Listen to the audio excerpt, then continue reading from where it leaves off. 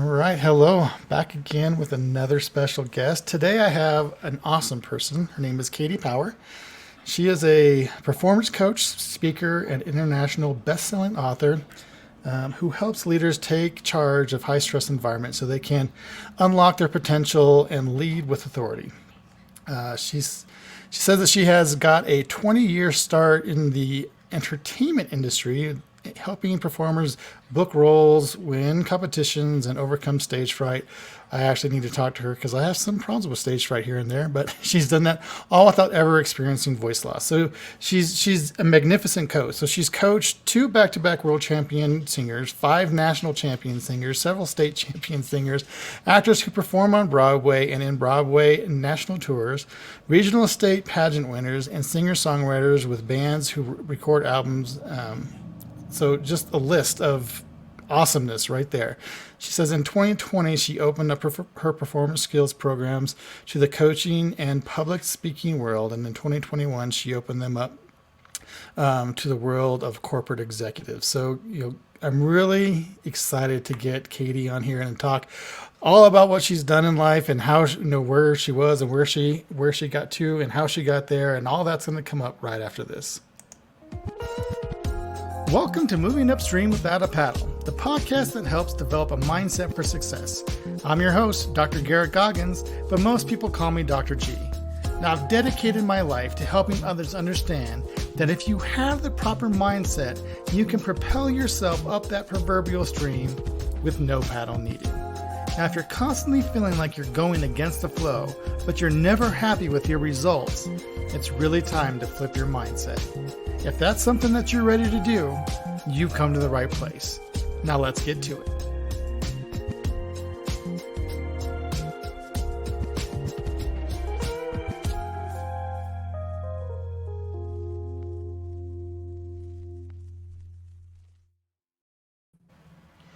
Hello, Katie. Welcome to the show. Hey there. Thank you so much for having me. Oh, the pleasure is all mine. You have got just the resume that surpasses all resumes. Like Oh, wow.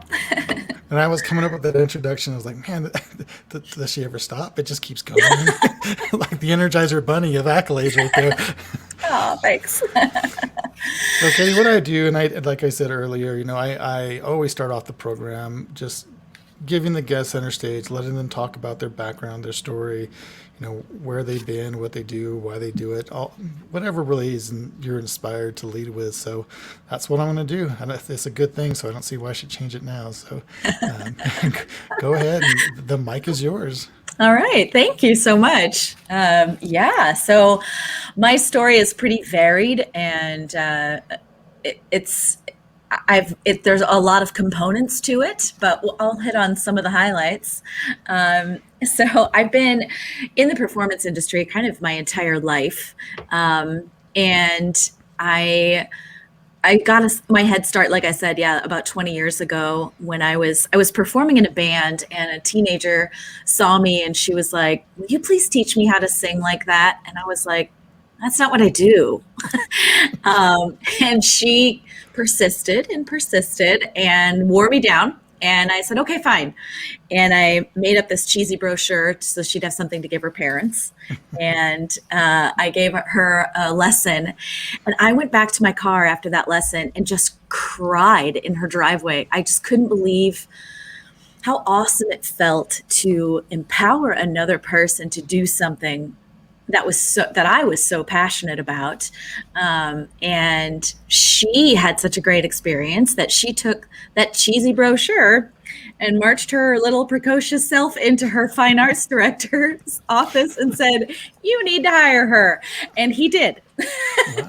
And so then all of a sudden I had 40 clients and a choir and all these people I was teaching. And that was kind of where I got my start with empowering performers. And, yes, there's a whole lot of technique and, technical aspects that go into it. But really my favorite part of coaching is the empowerment part. And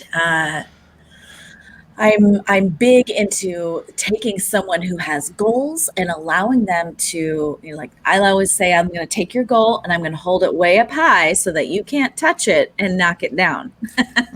And we're going to work towards it. And that's kind of what I've been doing my entire life. And a couple of years ago, I was at a retreat with my coach and my colleagues, and had this sort of aha moment that the work that I've been doing with performers all this time would be so valuable in just the regular professional workspace. So many people have to give presentations or lead teams or um, do public speaking in general, go live, all this kind of thing. And they don't really know how to do it from a confident, empowered place. And that's kind of my jam. So, so I decided, oh, okay, well, I'm going to shift kind of over into this world and see, and kind of translate what I do into that. And in the middle of kind of all of that, I went through a divorce. So I was married for 17 years, and my ex, I was actually at a singing competition. I wasn't judging this when I was there with my clients who were competing in it. And I I got a text from him in the middle of this competition saying, I think we should have some time apart. And I was like, what? And that was the end of my marriage.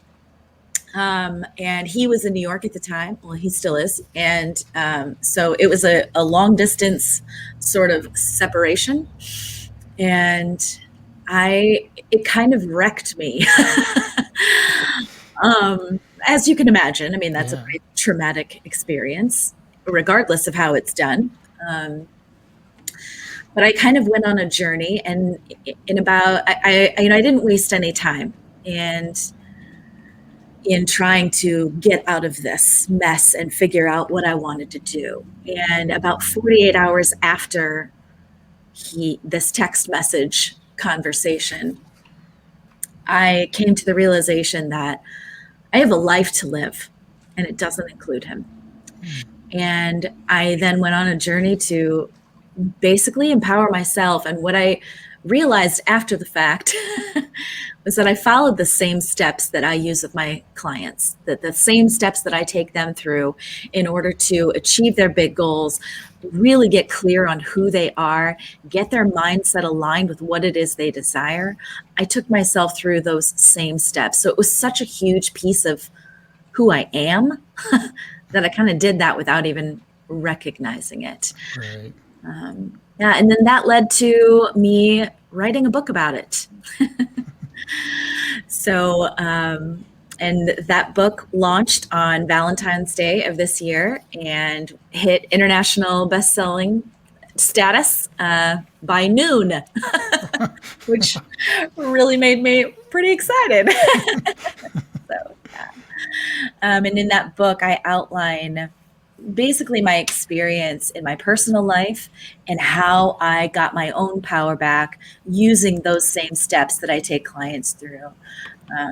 And when we talked before, one of my major ahas, with physical intimacy in my marriage was not really something that happened. And I was always kind of confused about it and hurt by that.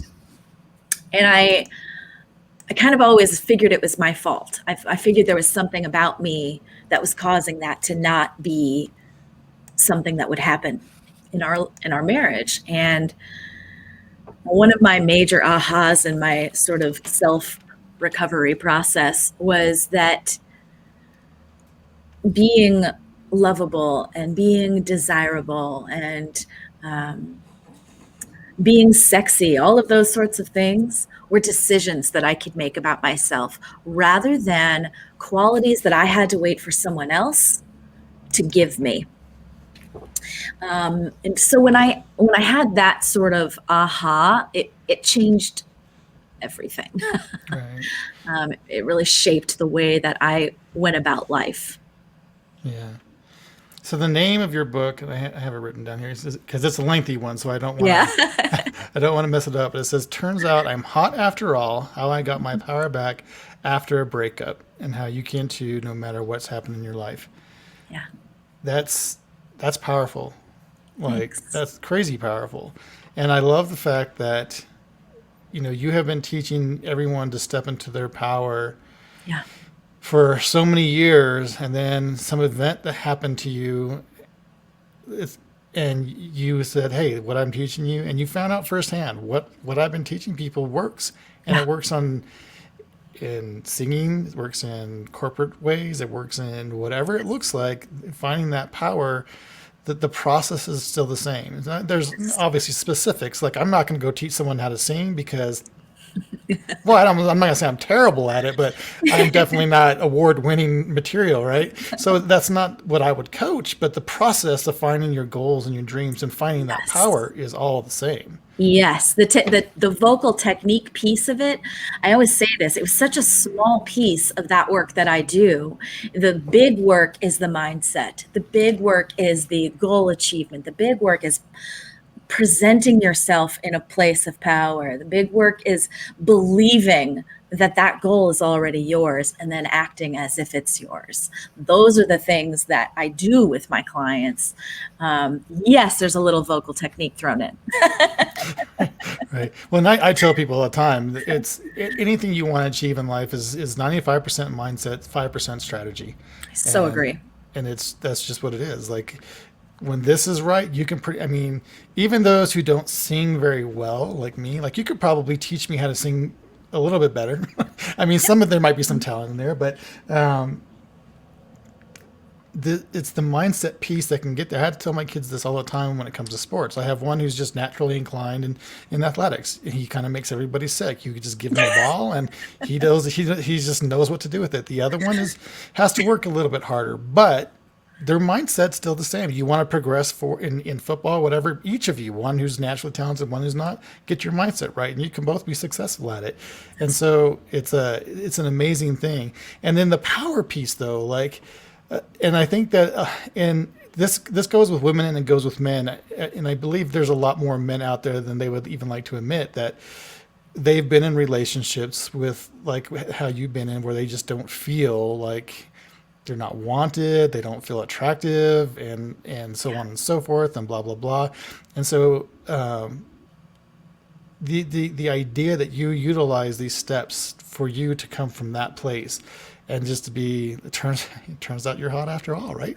and what That's right. that's right. And now you can look in the mirror and be like, yeah, I look good. And that's a big piece. There's a lot of people that It's can't do that. huge. It's huge. And sometimes I laugh at myself. Sometimes I will say things like that and I'm like, listen to you. Not that long ago, you not only couldn't say that, you couldn't even think it. You couldn't imagine it. You certainly couldn't believe it.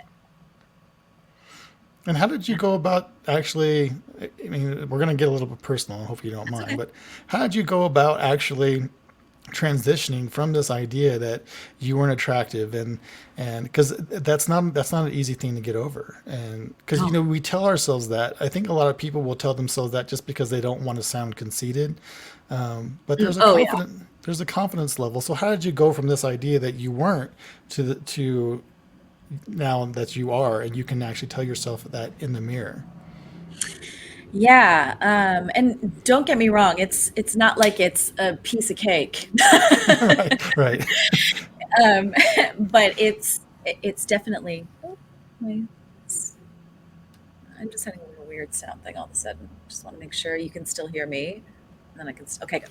Okay, I think maybe these are not. Anyway, okay. Sorry about that. that's fine. No, a lot of it was. I believe wholeheartedly in the power of decision. I read actually during this process um, of healing from this. I read Jen Sincero's book, "You Are a Badass," and one of the things she says in there, which I had actually heard before, but reading it in her words really spoke to me.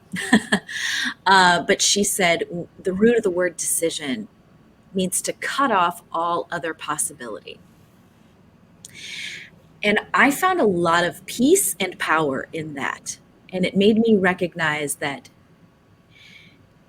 you know, I don't know, in our marriage counseling, we went through a lot of marriage counseling in our 17 years. And I remember one of the marriage counseling groups that we went to, they told us that love was a decision.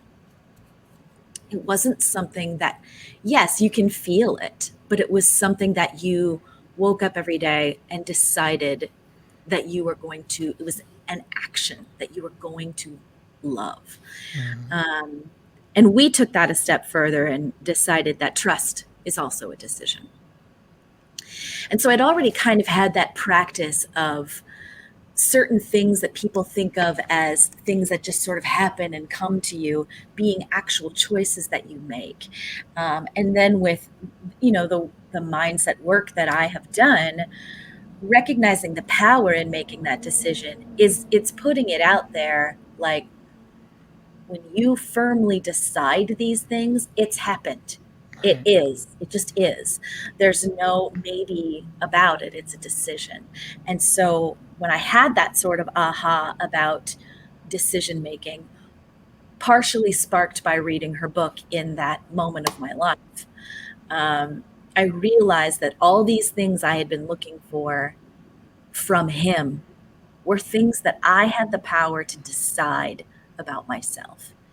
Right. I think part of what started me down that process of being able to make that shift was was really having my eyes opened to the belief system that I held while I was married, and that was sparked by my coach asked me one time in a conversation while I was married. She was like, there's no reason why your business shouldn't be earning X amount of dollars.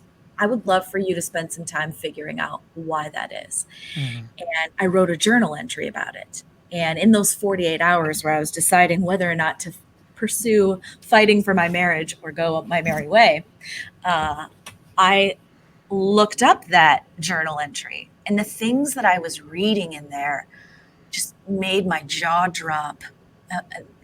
The things that I believed about myself and how I put everything about me on a back seat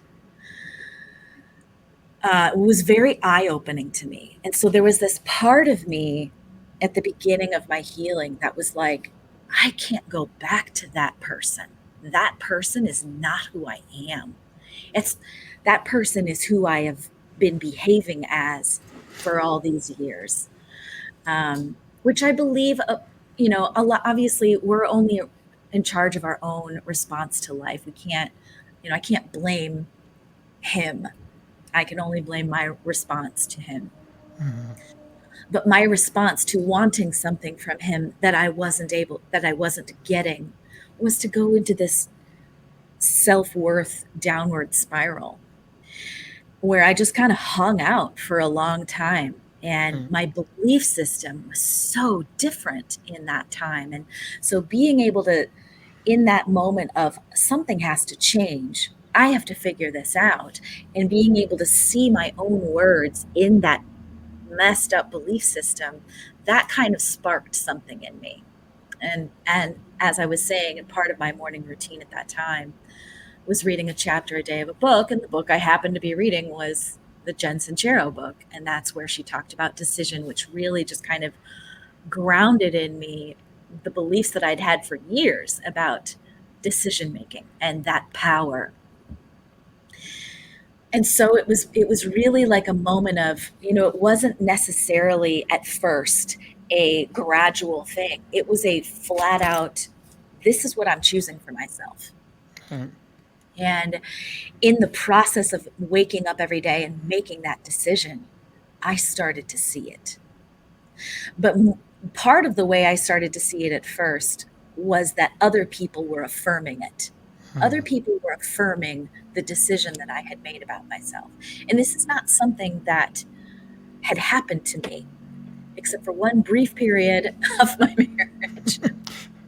And that's a long story, but, um, and it wasn't from him. It was from other people. And I was like, what? Mm-hmm. Um, so yeah, it just hadn't been my reality. And I Right. I firmly believe it's because of my beliefs, my attitude towards it, that I wasn't open to receiving that kind of truth, I guess, about myself because I didn't believe it. Right. And because I was in a pattern of relying on someone else to give it to me rather than recognizing it was something that's inside me. Yeah, I think there's a couple of things here, and I'm gonna go. Well, first, let's go back to the to decision, Yeah, and I think that's an important piece because a lot of people feel I feel a lot of people aren't reaching the goals that they want because they haven't truly made a decision, and absolutely. and I've heard what you were what was in the you're a badass book on from numerous different people Yes. and there and I've even used it. I wrote a book where I use it in that, and it's an important piece because when we say yes, I'm going to do this, we don't really decide. We're leaving room for us to escape out of that, and Yes. so we've never decided to really pursue the goal. We've made a I'm going to make a choice, but we've never really made the choice, right? So it's Yes. still often limbo land, and Yeah, so I I think love it's that. more like a wish list instead of a Yeah. decision. And there's a big difference. Oh, exactly. Yeah. Well, very well put. It's exactly what's going on. Is I wish I could do that someday and not make the decision to just go after it. And like you said, though, once you make that decision and once you say yes, I'm in it, and things happen in ways that are remarkable because once you put in play that motion, the universe, God, however you want to label it, is going to respond in kind. And that's where I was telling the group that with every action there is truly a equal and opposite reaction. So every step forward now, your goal is actually coming towards you that same amount with the same philosophy, veracity, however you want it, whatever that term sounds like is working for you. So the decision piece is just It's is, huge. is just amazing. Yeah. And then the And other piece of, go sorry, ahead. I just wanted to add one little Yeah, thing yeah, because the other just remarkable, still blows my mind experience that I had in the process of basically receiving the decision I had made. Uh, my mom and a dear friend of mine both separately said to me within the same week or two, "You look different." And I was like, "Well, I've lost a little bit of weight because this divorce nonsense." And they're like, "Nah, it's not weight. There's something physically different about your face."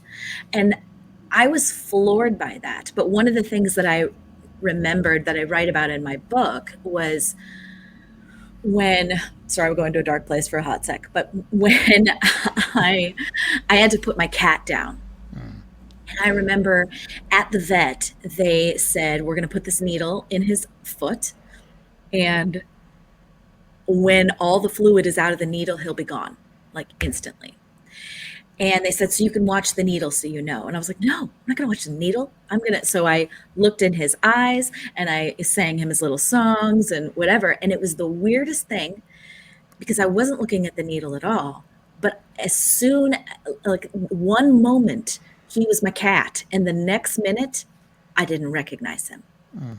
And my ex was with me at the time. And I remember saying to him, I was like, I don't, I don't recognize him. It's like, that's not him anymore. And I remember I said something like, "The needle's empty, isn't it?" Or something, because it was horrifying how he physically looked different to me. And I thought, wow, that same thing must have happened to me, like in the process of making this decision and having that experience come to me. Something physically changed about me. And I think it's, a similar death. It was the death of that old self that I was like, that's not who I am. I don't know her. right, And it caused people to see me differently. right. So weird. Well, and I think so I agree with that was a death, right? And that's Yeah. that because you cut off all these other things and you became this person. Yes. Like literally, you stepped into this Yes. person, and then the work that was moving forward from that point is you refining that person. And so I Yes. feel like this is where when you were saying people weren't they were saying things to you that you were not used to hearing. That's because the more you did and you can agree, disagree, and that can just make for a good conversation. But as you were doing the internal work, the external stuff changes around you. So Yes. when you began to believe who you were, people are going to go, "Oh, look at her," because what you feel on the inside is going to be expressed on the outside. So if you're walking around not happy with yourself, not happy with how you look, people aren't going to be happy with how you look either. Mm-mm. And so that energy is that transference of energy that you were going through. So as you begin to refine that person, people started taking notice and was like, "Wow, look at what's going on." And those who were really close to you saw it instantaneously from that one decision. And I think it's a beautiful process, and it's not one that most people experience or understand because they don't make that initial decision and they don't do the internal work. They Yeah. feel like the external has to change, and it's not. It's the internal that happens, and that's what is going to affect the external world, right? Absolutely. Absolutely. And that was 100% my experience.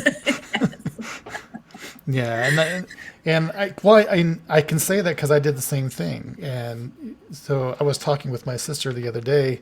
We were in a group, and I was giving a presentation to the group, and she every time she's a part of that, when she hears me do this, whatever talk I'm giving, she likes to chime in and talk about how he's not the same person that he was.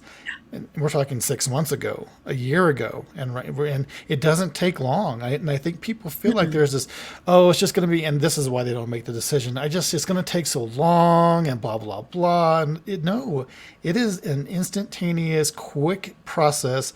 You just have to do it. You just have It's to take when the you steps. actually decide rather than living in wish list land. When you actually decide, it just happens. And Yeah, like you said, you're reaffirming every day, but it's a decision. yeah. I just love that word because to me it's so clear cut, and I love that idea of it cutting off possibility. It's cutting off everything else, and that's where the difference lies between a decision and a wish, because a wish is like or even a want or something, is that it's something that's out there that is a possibility. And Mhm. a decision, there is no possibility. There's no room for possibility. I tend to be a very black and white person, so I love that. Right, right. I've heard. So one of my mentors is Bob Proctor. I've taken a few classes of his, and he talks about this a lot. He says, where you start off this idea, this you're in dreamland. That's good. That's great to fantasize, right? And you're thinking about the goal that you want. And you fantasize about that, and you make these mental pictures of it, and then you ask yourself, one, can I obtain it, and two, am I willing to do the work? And so he always says this too. Is like, well, I can tell you right now that you can obtain it. We haven't even begun to tap into what we're capable of doing. We haven't even scratched the surface on that. And it says, so you by all means can do it. So let's just answer yes to that one right now. You can do it, but are you willing to put in the work? And Mhm. once you make that choice, that decision that we're talking about, boom, it's done, It's and done. it's done. And I love this idea. I've read this book, The Power of Awareness, and I refer to it a lot, by Neville Goddard, and he says, "What everything that you could ever want or possibly want or desire in life, creation is done. It's already been created." And so once you make the decision to go after it, it's yours. It's done. And just tell yourself it's done. And there's that faith piece that and you just talk about you just move in quantum leaps. It's the craziest thing, and I get all kinds of excited about it and don't even know how to talk about it. But I love the journey, and I love that we're talking about your journey, and that you can attest to this idea that once you made that decision, someone noticed that instantaneously, and that's just so it's so amazing. Yeah, it totally is. I'd love to share something my coach said just on Monday, and I quote her throughout my book, by the way, but but just on Monday she said this, that was it Monday? Gosh, I don't even remember. Maybe it was, I don't know. It was recent. She just said it. She said, uh, when we when we decide something, when we make that, our goal, whatever it is that we desire, that has been, we've set it in motion to receive it. Action. So the belief piece is where you accept something that has is that you've decided for yourself. But the action that you take after, that's how you receive it. And that I love that. I love that picture because the action you take, a lot of people do it the reverse. They think if I do, then I'll get. And she's saying, no, you have to get your head in the right space. You have to know, decide this is yours, and then you act, and that's how you receive. And I was like, yes, that. Yeah. That's that's awesome. Explained perfectly, and I love that you talk about your coach a lot because I talk about this too because I talk about I always refer to Bob Proctor who's a coach and I have other coaches as well. So I have a really close mentor, Dolly and John, and they're my coaches and they so even coaches have coaches and I talk about that because Absolutely. there's a Have to. yeah there's a necessary piece right and we need to lean on people sometimes and have those sayings that are like, oh man, I'm glad you put it that way because it clicked for me right then when you said that something just clicked inside and I knew exactly what I need to do or how I need to do it or the feelings that I needed to have to correspond to generate the actions for receiving right. So Yes. it's amazing that it's just amazing. Like your story really is just it gets me all kind of. Do you ever watch the movie Bambi where Thumper says I was all a Twitter pated? I love Oh, yes. the word of Twitter pated because when I get really and I don't know how to give a word to talk about what I say. That's the word I use. So a Twitter pated. But I I love just it. love your story because it lifts me up and I'm sure it's going to do the same for other people out there. So you went through all this process and you wrote the book. So let's talk about mindset through this, because there's a definite transition even to write a book. And because I wrote a small one, and I want to write another one. And the fact that I wrote the small one is sort of keeping me from writing the bigger one because I don't have the mindset for it just yet. It's my I haven't made that complete decision. It's something that it's on my want or wish list. But so when you what happened when you said I'm going to write about this? What did that look like for you? Yeah. Well, it's another fun story. I I kind of I don't know. I just sat down one day in the middle of I think just kind of basking in the transformation that was happening around me that was so obvious. And I said, man, I need to write a book about this. And so I just kind of, part of what was happening was that I had just started dating. And and being married for that long, dating was an entertaining experience. And I thought this would make a great book. And that was kind of where my mind was at first.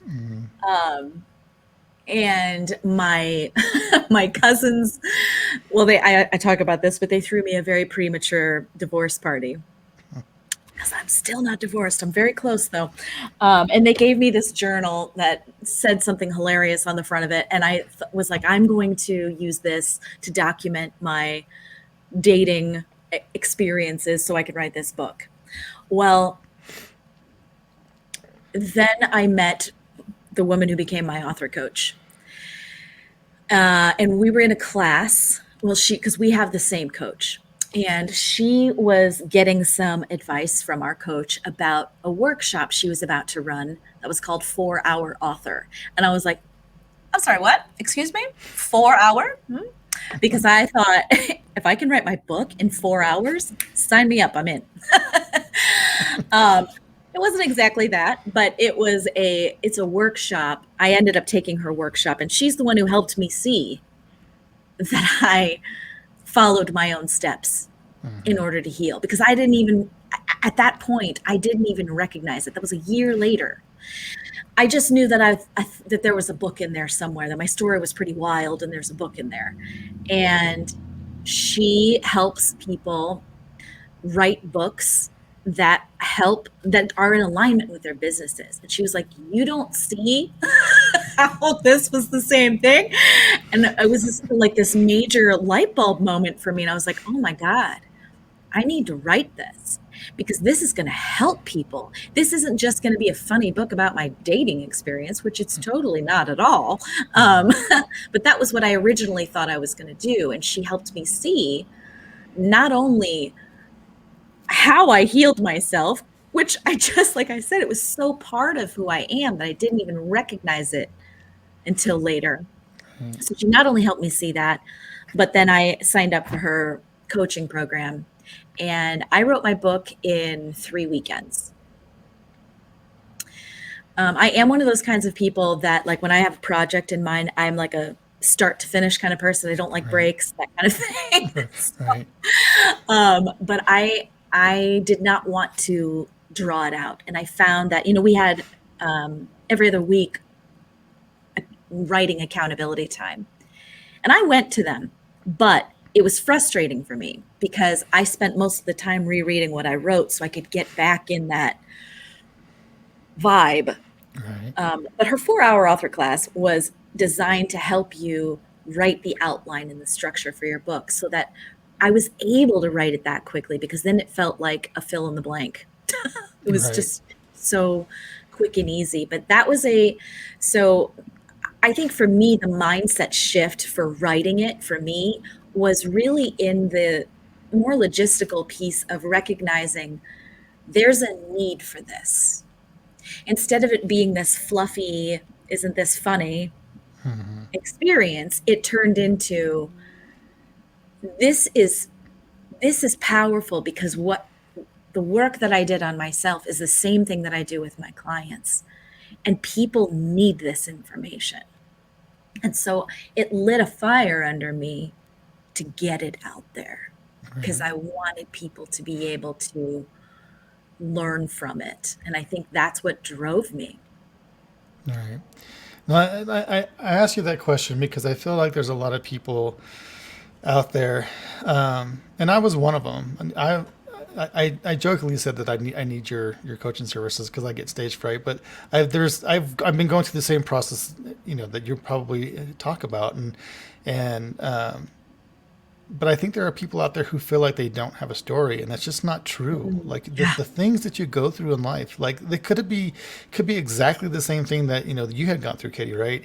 But the way they're going to tell it is going to resonate with someone else, and Absolutely. and so the more people that you can help and in that philanthropy mindset and in saying, look, let's just lift everybody up. If I can collapse time for you and show you how I made it through this, Yes. then by all means make it happen. And so I wanted to ask you that question because I think there's a lot of people out there who's well, I should write a book.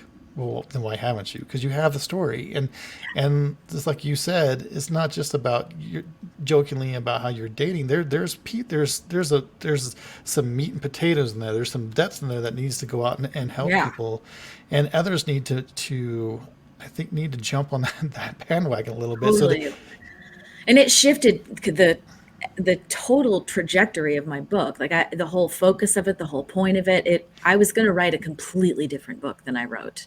Um, and it was because it was just the awareness of what I went through that I pretty much took for granted right, was huge and can help so many people. And it's the same stuff that I do to help other people. And as far as storytelling, I'll tell you something else that I mean, I draw on in my coaching constantly, but I have a performance background and I went to an acting conservatory and one of the major things that I took away from my work in that program, in that school, was the value of our own identity and our own stories.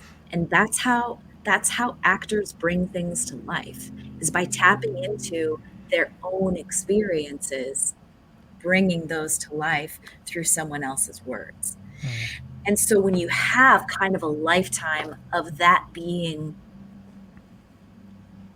how you operate, um, it does make that storytelling a little bit easier. It's a little bit more natural. I have a ready bank of stories that I have used throughout my life. Um, but that's a value that was instilled in me as early as high school that really got the chance to blossom when I was in my conservatory. But yeah, that is it's a I just feel like everyone should take acting classes because they're so valuable to life. Right. So I agree, and so I do these, and I should. I think acting classes will probably help. But there's a book that I was going to reference, but I can't remember the name of it right now. Um, but what I was talking about when I was, because I feel like I had this story. I was a high school dropout. I ran away from home at 16. And I went from all that to now I have this doctorate and blah blah blah. And I'm not. I don't. There's a lot of work that was done in there, but I feel like that I had the story. But I was your this storybook or textbook, sorry, textbook computer geek. So my doctor's in computer science. I was hardcore introverted. I would just much rather be behind the computer screen, but I wanted to be able to tell the story. So I actually started acting, and I was telling this the other Yes. day. I said, well, what are the characteristics that I need to do to have to be able to be on stage, to be able to talk in groups? And I started watching people and how they were doing things. I'm like, that's what I need to do.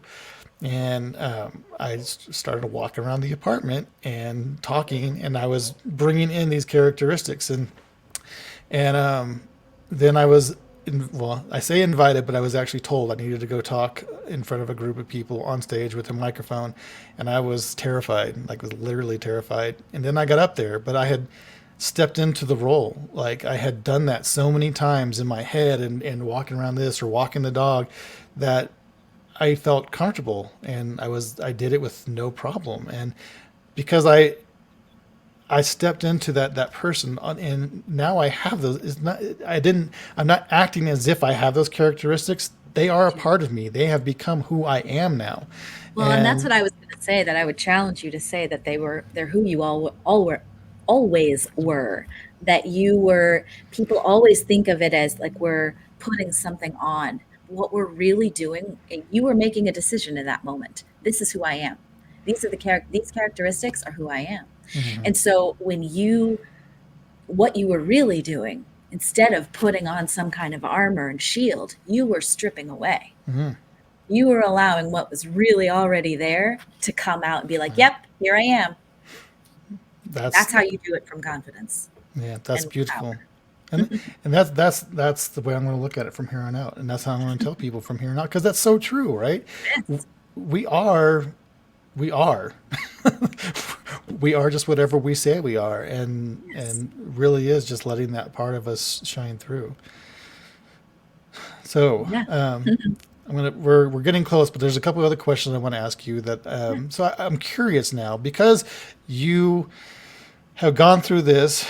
You did your journey. You found your power. You wrote your book, and although you were doing that with people before, how has it changed how you work with people now? Has it affected it? Maybe more powerful. It has the is has your coaching practice changed because of these discoveries and things that you've made through your own personal discovery?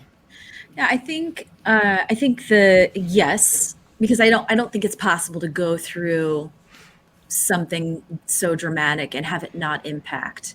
I think my clients would probably be better able to answer that question Mm, than me. But the one noticeable shift for me was that it it shifted my desire in terms of the people that I wanted to reach. Because I wanted, it's not that I don't care about performers. I absolutely do. right. I will never go away. But it made me realize that there's a bigger need out there for this work. And I think that's really the biggest shift that, and I've always taught, there's a big piece of the work that I do that's on identity and knowing who you are and owning who you are and showing up powerfully and all this, a whole lot of work on that. And I've always done that with my clients for decades. But the work that I've done with them prior was much more behind the scenes, where I would, in the whatever goal they were working on, I would just ask them a series of questions, formulate my own opinions about things and then sort of sell them on this is how you need to show up. Right. Where the one major shift that I made with all of this was, you know what, I'm going to show you how to do this for yourself because this is important. And instead of me projecting it on you without your knowledge and you just accepting it by default, Right. when you have a better understanding of this and how it works for you, you're going to operate much more efficiently. And so it's become a huge piece, much bigger piece of what I teach, rather than something that I just sort of do on the sidelines that people don't know is happening. Right. Yeah, no, I understand that, and I can appreciate that for sure.